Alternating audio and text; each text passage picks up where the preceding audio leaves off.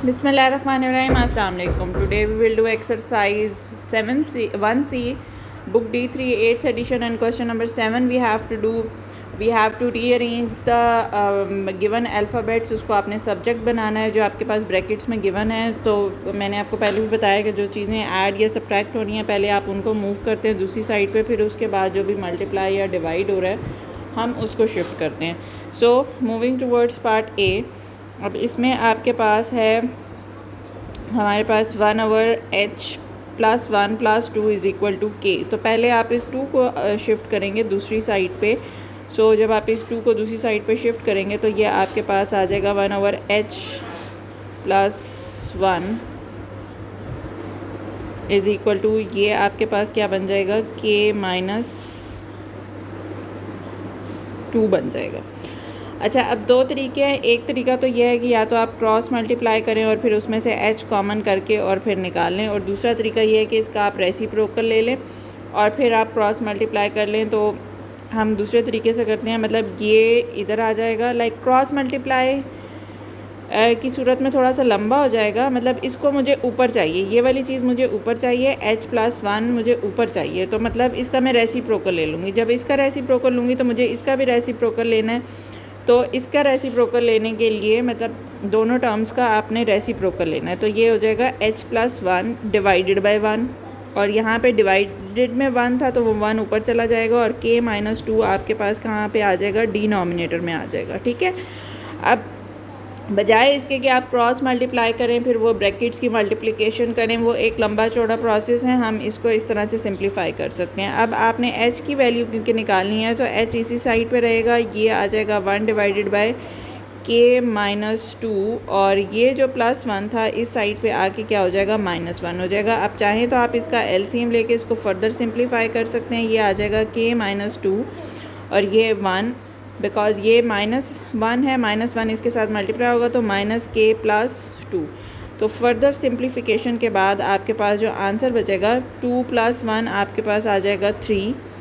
तो आपके पास बन जाएगा 3 - k। इसका आंसर हमारे पास आ जाएगा 3 -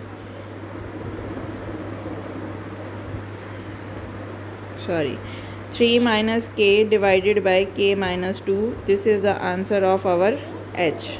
ठीक हो गया, ये आ गया हमारा आंसर h का। Moving towards part B. Part B में आपने क्या करना है, z को सब्जेक्ट बनाना है। अब आप कहेंगे जी z तो ऑलरेडी इधर है। जब अगर आप दूसरी साइड पे देखते हैं तो यहाँ पे भी एक अदद z हमारे पास मौजूद है, उस z को हमने बेसिकली निकालना है। या अच्छा जी, अब हम यहाँ पे क्या करते हैं, क्रॉस मल्टीप्लाई कर लेते हैं। तो यहाँ पे ये जो x है डिनोमिनेटर में, ये यहाँ पे आके क्या हो जाएगा, मल्टीप्लाई हो जाएगा। ये आपके पास आ जाएगा zx, और यहाँ से इसको भी आप जो है ना वो क्रॉस मतलब ब्रैकेट ओपन कर लेंगे तो आपके पास आ जाएगा yz - y²।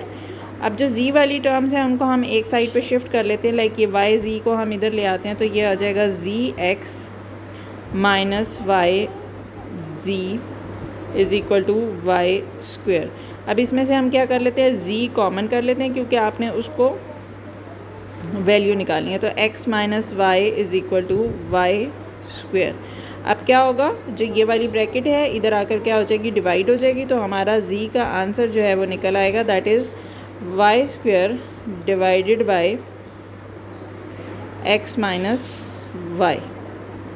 ठीक हो गया, this is done part B. Moving towards part C. और पार्ट सी में आपने बनाना है p को सब्जेक्ट, उसी तरह से हम क्रॉस मल्टीप्लाई करेंगे। अच्छा, इसको हम जो ये डिनोमिनेटर वाला q है ये इधर आकर मल्टीप्लाई हो जाएगा तो आपके पास क्या बन जाएगा, ये px एज इट इज़ आएगा। यहाँ पे ये जो q है ये इधर आके मल्टीप्लाई होगा तो ये बन जाएगा qp एंड प्लस q²। अब आपने सब्जेक्ट किसको बनाना है, आपने p को सब्जेक्ट बनाना है। तो दैट मीन ये जो p वाली टर्म है ये इधर आ जाएगी। तो ये आपके पास बन जाएगा px - qp = q²। अब आप इसमें से क्या करेंगे, p कॉमन ले लेंगे। जब आप p कॉमन ले लेंगे तो आपके पास क्या टर्म रह जाएगी, x - q रह जाएगा। x - q = q²। अब आपने p का आंसर देना है। सो p का आंसर डेफिनेटली आपके पास क्या बनेगा, q² / x - q। ये आपका पी का आंसर आ गया। मूविंग टूवर्ड्स पार्ट डी में आपने सब्जेक्ट बनाना है बी को। अच्छा जी, इधर आपने बनाना है बी को सब्जेक्ट बनाने के लिए हम लोग क्या करते हैं, हम लोग करते हैं कि 1/b को आप दूसरी साइड पे शिफ्ट कर दें। सो ये हो जाएगा 1 - 1/b। ठीक हो गया। अब यहाँ पे हम क्या कर सकते हैं कि एलसीएम ले सकते हैं। एलसीएम जब आप लेंगे तो यहाँ पे आपके पास आ जाएगा b - 1 = 1/a। अब क्या करना है, आपने यहाँ पे क्रॉस मल्टीप्लाई करना है। जब हम क्रॉस मल्टीप्लाई करेंगे तो ये b इधर मल्टीप्लाई हो जाएगा और ये वाला a जो है वो इधर मल्टीप्लाई हो जाएगा। तो ये आपके पास बन जाएगा ab - a। अब आपने ये जो ए बी वाली टर्म है इसको हम दूसरी साइड पे शिफ्ट कर देते हैं ताकि हम उसमें से b कॉमन ले लें। तो ये आपके पास बन जाएगा b - ab, this is equal to -a। अच्छा, अब इसमें से b आप कॉमन ले लें। जब आप b कॉमन ले लेंगे तो आपके पास रह जाएगा 1 - a is equal to -a। अब आप b इज़ इक्वल टू यहाँ पे आप इसको शिफ्ट कर दें -a divided by 1 - a। So this is the answer of this part. Moving towards question number 8, और क्वेश्चन नंबर 8 में हमने कुछ वैल्यूज़ गिवन है, उसकी वैल्यूज़ हमने। अच्छा जी, क्वेश्चन नंबर 8 में v is equal to πr² h plus 2/3 πr³ make h the subject of the formula. आपने h को बेसिकली सब्जेक्ट बनाना है, 2 पार्ट्स हैं और उसके बाद वैल्यूज़ पुट करनी है। सो अगर हमें सिर्फ एक ही पार्ट गिवन होता तो हम डायरेक्ट वैल्यूज़ पुट कर देते, लेकिन अभी उन्होंने स्पेसिफिकली कहा है कि आपने h को सब्जेक्ट बनाना है, तो दैट मीन आपको बाकी सारी टर्म दूसरी साइड पे शिफ्ट करनी है। अच्छा, अब यहाँ पे v माइनस जो ये वाली टर्म है that is 2/3 pi and r³, ये आपके पास एक साइड पे आ गई। दूसरी साइड पे आपके पास क्या रह गया, πr²h।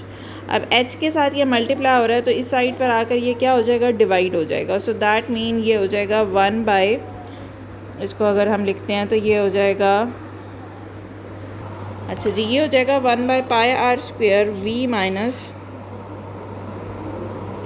2/3 πr³। ठीक हो गया। अच्छा, अब इसको फर्दर हम सिंप्लीफाई भी कर सकते हैं अगर हम करना चाहें तो, और अगर आप डायरेक्ट कैलकुलेटर में वैल्यू पुट करें तो that is up to you. अच्छा, वैल्यूज़ हमारे पास क्या क्या गिवन है, v की वैल्यू गिवन है जनाब 1000 और r की वैल्यू गिवन है 7। तो हम ये सारी वैल्यूज़ इसमें पुट करते हैं, कैलकुलेटर की हेल्प से इसका आंसर निकालते हैं। h को आपके लेफ़्ट साइड पे होना चाहिए। 1/π की वैल्यू आप डायरेक्ट कैलकुलेटर में पुट करेंगे, साइंटिफिक कैलकुलेटर में हमारे पास ऑप्शन होता है, ठीक है, पाई का, आप वही प्रेस कर दें। 7² आ गया और v की वैल्यू मेरे पास आ गई है 1000 minus 2/3, pi will remain as it is, या पाई की वैल्यू हम लगा देते हैं 3.14 होती है, और r आपके पास क्या है 7/3। इन सब को सिंप्लीफाई करने के बाद हमारे पास जो फाइनल आंसर बनेगा h का जी, वो बनेगा आपके पास 1.83। ठीक है, ये आपका फाइनल आंसर आएगा h का। See you in the next video, till that अल्लाह हाफिज़।